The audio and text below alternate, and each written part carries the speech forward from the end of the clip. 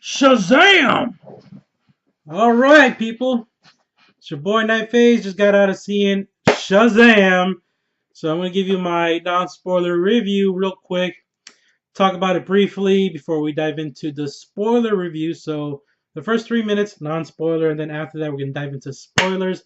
Just came back from seeing it. And this is a film, I'm going to be upfront and honest. I was skeptical about. I didn't know if it was going to be for me because it just seems so kind of cornball goofy for my taste from the trailer. So I was just like, I don't know if I would really enjoy this. I mean, I know what they're going for. Basically, it's Big meets Superman, that Tom Hanks movie from the 80s, which I really liked. But I don't know, it was just like the suit, it just looked like some buffed up styrofoam. And yeah, I was just like, I don't know. I'm happy to report that boy was I wrong. That's why you can't judge a trailer by the way it looks sometimes. You just got to give things a chance, and I'm glad I gave this one a chance. And I know a lot of people already reviewed Shazam, but fuck it. We're here. I didn't get to go to the early screening, unfortunately, but at least I got to see it, and I enjoyed it. I had a blast with this film. This film has so much heart, immense heart, that I've never seen. I mean, the most heart in any other superhero film that I can think of. And I'm not trying to discredit any other film or superhero film saying that, oh, they really didn't have genuine heart and charisma and charm, but you really feel it so much watching this film, and it's mainly due to the family dynamic with the foster family that, Billy Bats gets taken into. This is the main character. And Zachary Levi's performance, he just radiates so much fun, kinetic energy. He has like this childlike personality and humor. He was perfect for this role, and I thought it would be like annoying or unbearable. Nope, never was. It all flowed naturally. The humor just worked for me, and this is a great family film, not just for family, for adults, for kids, for everyone to see. It's a home run from DC. DC has just been on the ball, people. I'm so impressed. And I think this may be my number one favorite DC World or DCU, whatever they're calling it, film as of now. Yeah, I'm just with Wonder Woman, Aquaman, and Shazam, and now that Joker movie coming out, DC is on the roll. I'm so happy. Go see Shazam. I enjoyed it. I loved it. I give it a solid 9 out of 10. Definitely worth your time. If you haven't seen it already, or watch it again, just check out Shazam. It's so awesome. It's just pure fun. So, all right, there it is, 9 out of 10. Boom, let's dive into the spoilers here. So, spoiler warning, you've been warned. Here we go. Yeah, so the way it starts off, I found it very fascinating. They started off with the villain, which is Mark Strong's character that he's portraying, Dr. Zavana, whatever. I should have just looked up the names. I mean, I did, but I just, like, hold on. Yeah, he portrays the villain here. I'll look it up in a second. I believe his name is Dr. Savannah. Um, and I like Mark Strong. I like him in Kingsman. He had a really strong start, and I like his kind of background, his backstory in the beginning, where Demon Husan, I butchered his fucking name. I know. That is one name I will never get right, people. You've seen him in Guardians of the Galaxy and in Blood Diamond. But Demon Husan plays the wizard who bestows whoever is worthy of the power of Shazam. And he's been doing this for years and centuries or whatever, however long it takes to find the purest person to entrust and bestow these Shazam powers. And Savannah is one of them as a kid.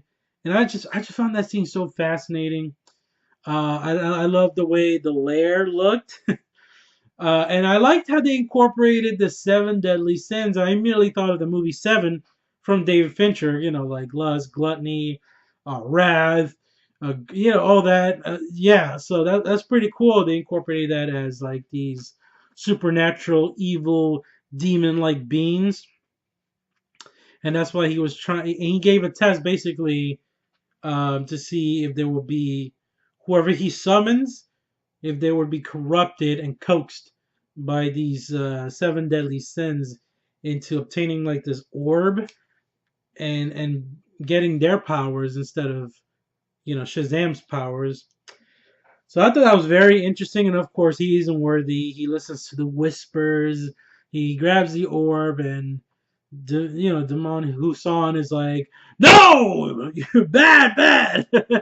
You are not worthy." And that haunts Savannah for like the rest of his life.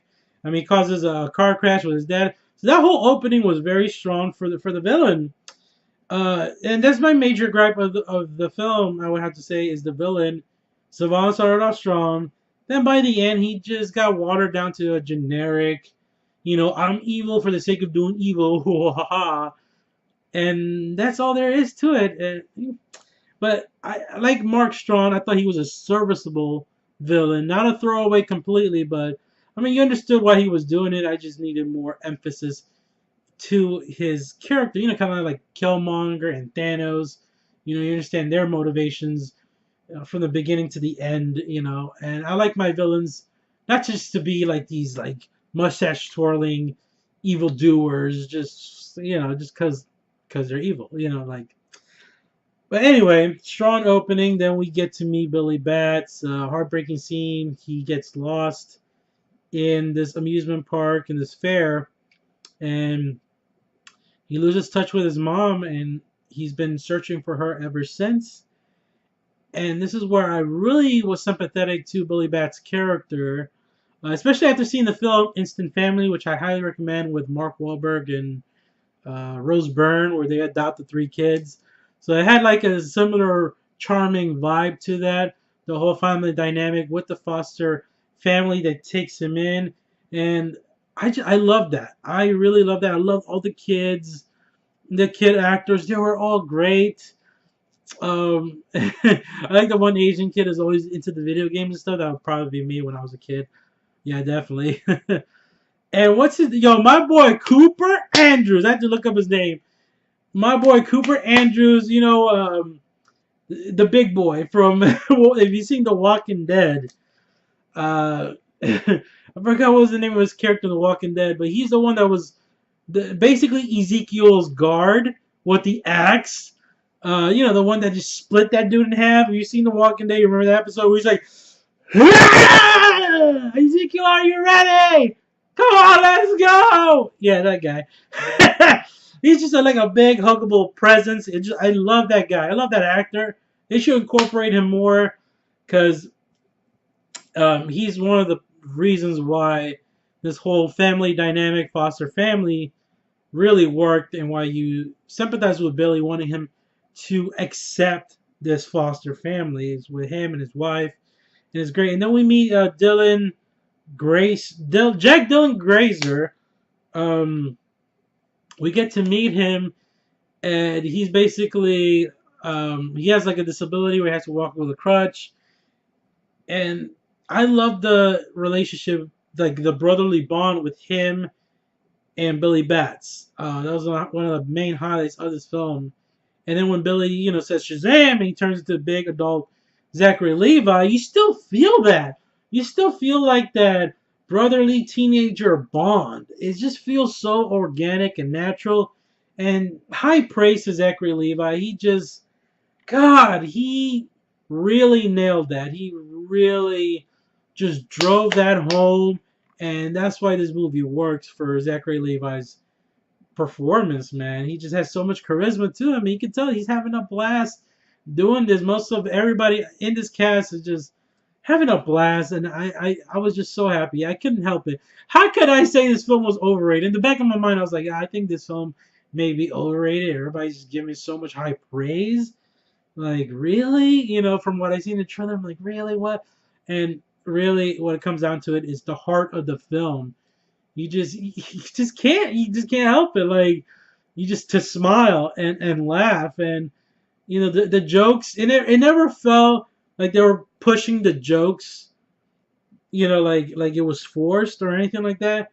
It all felt appropriate, like in the moment, like situational kind of humor, especially when they start exploring Shazam's powers. I love that bit, especially in the like the 7-Eleven gas station where he's like, "I would like to purchase some beer," and then those robbers show up and they start shooting him, and then Jack Dylan Grazer was all like, "Shoot him in the face to see if you have bullet immunity in your face and make sure you're not wearing armor," and he's just like, "Thanks, dude," and they shoot him in the face like. Just I love the humor like that. It was great. It was great seeing him explore his powers. Him charging the phones, them going to the ATM to get money to go to a strip club, and it felt so realistic in a sense on how if we were in high school, we were at that age, and we got powers. Yeah, I think we would act like that. Honestly, like we wouldn't be like, okay, I am a superhero, I must do good right away. No, we just be like, dude, let me just start zapping shit. Like, oh, can you be invisible? Can you teleport? Do you have fire immunity? Which was funny. Like he just poured gasoline on the box and lit the match. It was hilarious. Yeah, I'm just pleasantly surprised. I just thinking about it, it just puts me in a good mood. This film just puts me in a good mood. The more I think about it, yeah, it's an uplifting film. It really is. It just I can't see anyone hating on this unless like you're one of those people that are like DC only or Marvel only. So fuck you, DC. You know what I mean? Like those kind of people.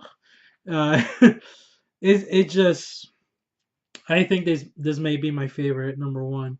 Just thinking on it, like Aquaman was a lot of fun, but this just had so much charm to it. It just and that I love the family dynamic. That's what makes all these characters so likable, and you sympathize with Billy Bat, especially.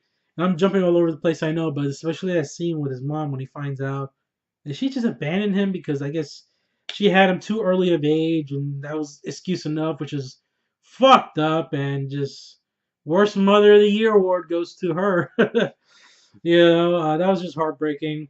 Him giving her that little compass keychain thing that she won for him at the fair when he was a kid, and then her just like not even remembering, not giving a shit that he's been holding this thing so long, and it means nothing to her. She doesn't even recognize it, and that just heartbreaking. Like, I wasn't gonna tear up, but I was like, just like, damn, man, it just hit me in the feels, man. That was a heartbreaking scene, but uh, it just it just fleshed out his character more, gave him more gravitas to accept the fact that he's a superhero now, and accept the fact that he does have a family now. And I love that moment. And then that moment when he jumps off the roof and goes Shazam and takes off. Loved it, loved it. God, that was such an amazing moment. What else, man? It's just like him accidentally blowing out the tires of the bus and saving the bus. Great moment. I love that moment when the dog was in the way. He's just looking at the dog like, "Hey, dog, please move." I would probably do the same thing because I'm a dog lover. I can't live with myself bringing a bus on a cute little dog, little doggy. So many great genuine moments like that. I love the little black girl with the glasses, who transforms into Megan Good. What? I did recognize her. We'll get to the big surprises and the cameos and all that good stuff. But yeah, that little girl, she was great. I love that she was like hugging him. She wanted to be a little sister to him. And I love the fact that they all figured out who he was. It wasn't like glossed over because there was just so too many hints. They saw Jack Dylan Grazer talking to him on the news. So, and then also he talked to one of them, the older sibling who was going to college and she didn't want to go, and he saved her. Shazam, Zachary Levi saved her from the truck, and then he was just giving too many hints. Like, oh, he knew. He was like, I like that scene though. He was like, one of my powers is guessing people's names. He just played it so well. And I love the fact they took place in Philadelphia and they reference Rocky. I was like, they have to reference Rocky. They're sitting on those steps, and he does. He's like, man, Rocky must get tired of going up these steps. But I see why, because it's a beautiful view or something like that. Yeah, I love that. There's so much. There's just so much to like here. Seriously. All right, we're gonna get to the good stuff. The ending towards the end, the huge showdown at the carnival, the fair, the amusement park. Dr. Savannah is hot on their trail. He wants to take Shazam's powers away, and they go there. And there's this bit with the Santa Claus, which is fucking hilarious. When he's like towards the end after that scene when the news reporter was talking about it, he grabs the mic and he's just like, "Yo, some fucked up shit just happened. What the fuck?" Like he was just cursing. It was random but funny. I thought it was hilarious. um, but the best part was when he told all his foster siblings, like, okay, guys, like put your hands on the staff and say my name. They're like, Billy, and he's like, no, the name I used to transform. They're like, Shazam, and then they turn and like they got the Shazam powers. They were like grown up versions of themselves. What? What? Did not see that coming at all. I fucking loved that. Loved it. I had to clap. I was like, job well done, movie. Kudos to director David F. Sandberg, I believe. Yeah, he is a horror director. What's up with WB Warner Brothers and DC hiring all these horror directors? But you know what? I like it because these horror directors, they know what they're doing. Just like James Wan for Aquaman, and now David F. Sandberg, who made Lights Out. Yeah, and I can kind of see the little horror aspects shine through in this film, especially with the seven deadly sins. These gargoyle looking demons just like biting the heads off people and just throwing them out the window and shit like that. Yeah, so kudos to him. I think he did a fantastic job directing this. This is just such a good, fun origin story. Yeah, back to that epic amusement park scene. So they all are grown up versions of themselves. The little girl, she's making good. She's looking good still. So I recognized her right away. And then the other one, I guess the Jack Dylan Grazer's grown up self is, um, I think it's Colin Hanks. It has to be Colin Hanks. I'm gonna go with Colin Hanks because I've seen him before. It just fit perfectly that would be his grown up version of himself. So that was pretty cool.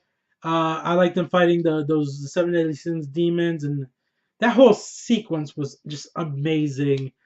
Yeah, he saves the day. He takes the demon orb out, and then at the end, unfortunately, this cameo was fucking spoiled. Some a-hole reactor that does not know the difference between non-spoiler and a spoiler review mentioned it in his non-spoiler. Supposedly, it was supposed to be a non-spoiler review. He was like, "Oh yeah, this person shows up and fucked it up for me." I'm not gonna name who it is. Um, it's my fault anyway. I shouldn't have been watching the reviews. I thought it was a non-spoiler, but apparently not. I'm just saying if you're gonna like I put it in the description and I let it be known. I announce it every time at the beginning of my reviews when I'm gonna dive into spoilers. I give you like the 3 minute mark always. Always. I can't stress that enough.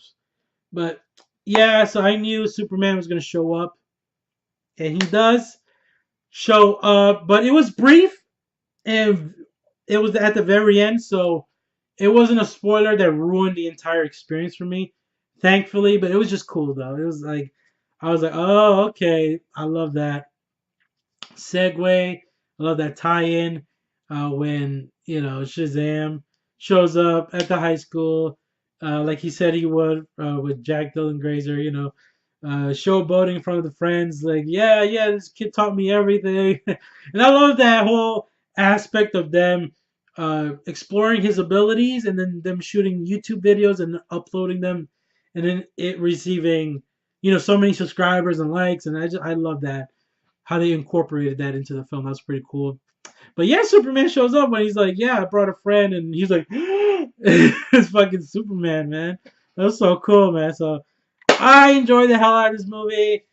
9 out of 10. I didn't understand the post-credit scene. That's where I'm a bit confused. I don't know if that's a reference directly from the comics because Again, I'm unfamiliar with this character. That's why I was unsure about seeing it.